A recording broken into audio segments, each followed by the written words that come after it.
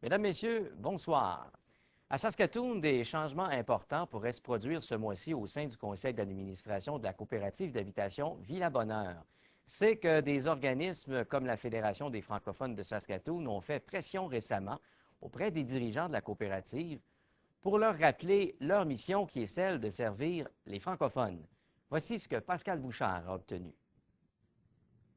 Des parents d'élèves de l'École sans frontières de Lloydminster ont redoublé d'efforts ces dernières semaines pour amasser de l'argent qui servira à financer l'aménagement de la cour d'école de leurs jeunes. Hier, comme à tous les samedis depuis le 9 novembre, des parents ont tenu une collecte de fonds à l'intérieur du magasin Walmart de la ville. Le commerce a donné l'accès à sa nombreuse clientèle parce que les prix reliés à l'achat des billets vendus ont été achetés chez eux. Nicole McRae, animatrice culturelle à l'École sans frontières et la coordonnatrice de cette collecte de fonds, elle souligne qu'une structure de jeu d'environ 20 000 a été achetée en début d'année, et cela grâce à un prêt du Conseil des écoles francescoises. Les collectes de fonds, incluant celle de ce mois-ci, ont permis à ce jour d'amasser plus de 11 000 Notre équipement de jeu est déjà dans la cour d'école depuis le mois de septembre parce qu'il a fallu qu'on fasse quelque chose parce que les élèves n'avaient rien à jouer avec pendant les récréations. Oui, on l'a installé déjà, mais c'est juste pas payé.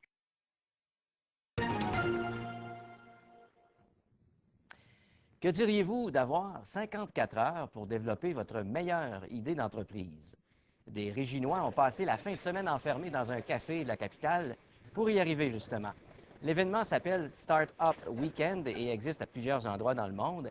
Les participants ont été divisés en 5 équipes et celle qui aura produit la meilleure idée, eh bien, ira la défendre au festival South by Southwest au Texas. Les applications pour téléphone intelligent ont été un choix populaire. L'idée, en fait, c'est de lancer une application avec des flashcards, donc des cartes animées pour un meilleur apprentissage de certaines matières, particulièrement les matières scientifiques qui nécessitent un long apprentissage, des concepts assez compliqués, et de mettre ça sous forme de jeu, de partage de connaissances aussi. Les gens qui ont à apprendre une certaine...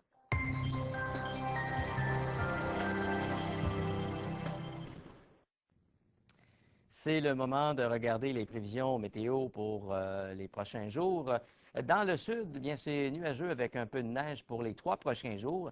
Et à part de demain, là où ce sera quand même relativement doux, bien sûr, ce sera froid pour le reste de la semaine avec des températures entre moins 15 et moins 23 d'ici à vendredi, mais ensoleillé quand même vers la fin de la semaine. Et puis dans le nord, bien, c'est sensiblement la même chose avec un peu plus de neige attendue pour demain. Voilà, c'est déjà tout pour le moment. Vos nouvelles nationales et internationales suivent à l'instant. Au nom de toute l'équipe, je vous remercie d'avoir été là. À plus tard.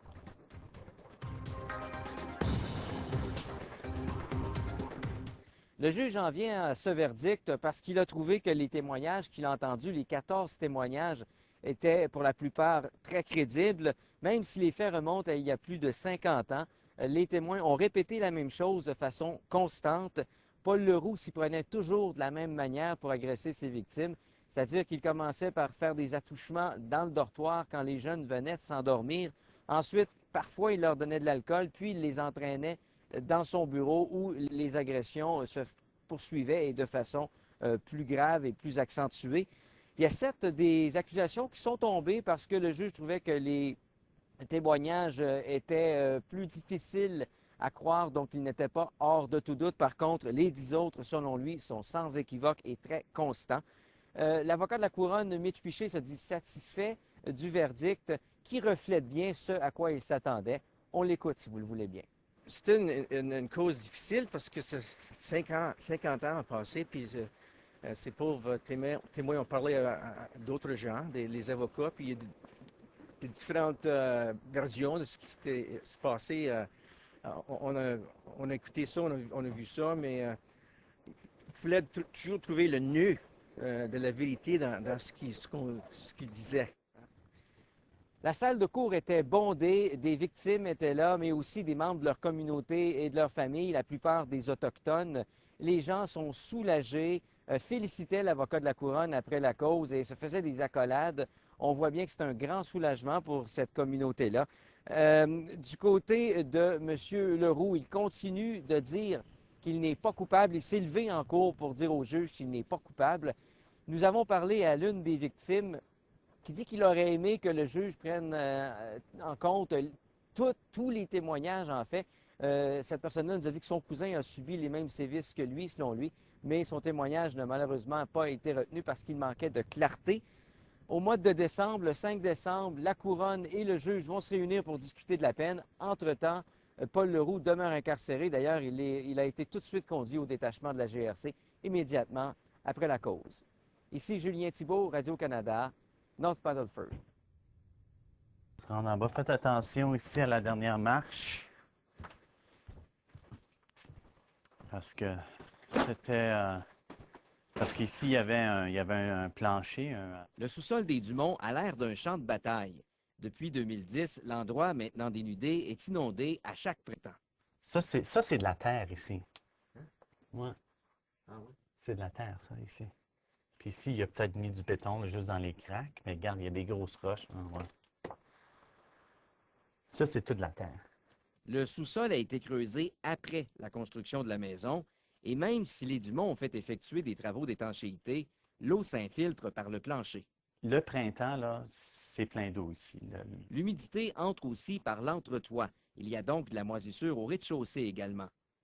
Karen a développé des problèmes de santé liés à la moisissure. J'ai été diagnostiquée avec hypothyroïdie. La famille a exploré toutes les possibilités pour rénover la maison, mais rien à faire, il faut rebâtir. Les banques refusent de lui prêter de l'argent. À bout de ressources, comme par miracle, l'idée du site Internet GoFundMe s'est présentée à elle. Oui, c'était comme un spam, pas spam, mais c'était comme juste un newsletter ou quelque chose comme ça. Puis j'ai vu ça comme ça. Un genre de cadeau du ciel. Oui, c'est ça. Ça se peut. Karen raconte leur histoire par le biais du site Internet. Les gens peuvent faire des dons directement en passant par le site. La famille espère ainsi amasser 120 000 $ pour remplacer la maison. L'histoire de la famille Dumont a déjà commencé à attirer de la sympathie. Près de 3 000 $ ont été amassés en seulement 2 jours grâce au site Internet. Et le chanteur country Brad Joyner a offert de venir donner un concert bénéfice ici même à Dundurn le 20 avril. Julien Thibault, Radio-Canada, Dundurn.